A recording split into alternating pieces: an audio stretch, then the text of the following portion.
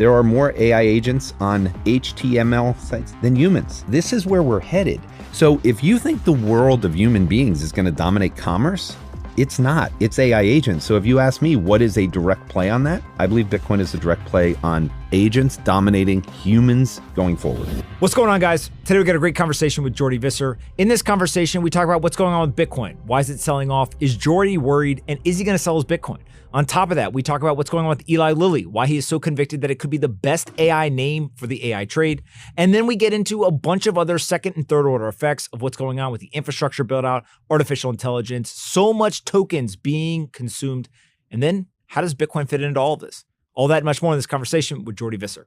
All right, Jordy, Bitcoin is down 50% from its all-time high. People are freaking out. Michael Saylor sold 32 Bitcoin this week, and people think that maybe he doesn't believe anymore. What's your take as to why Bitcoin has fallen so much, and is it over, or will Bitcoin recover? So I learned my lesson that last year not to predict levels on the upside. I'm also not going to predict levels on the downside. Last week in my weekend video, I highlighted the difference between a bull market and a bear market. And that's what charts are good for. We're still in a bear market until that changes and until we start seeing some moving averages start to either point higher.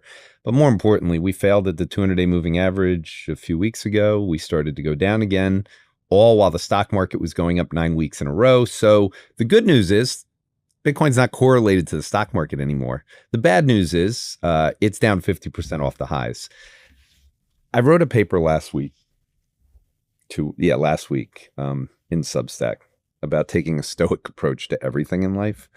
But it's really important with markets. And I think for people that are either A, frustrated, or B, people that are really happy and pounding on X and the bearish thing, this bubble's going to unwind, strategy's going to go bust, this is the way it all ends. Blah, blah, blah. None of that's true, in my opinion. I also don't believe that Micron can continue to go up every single week.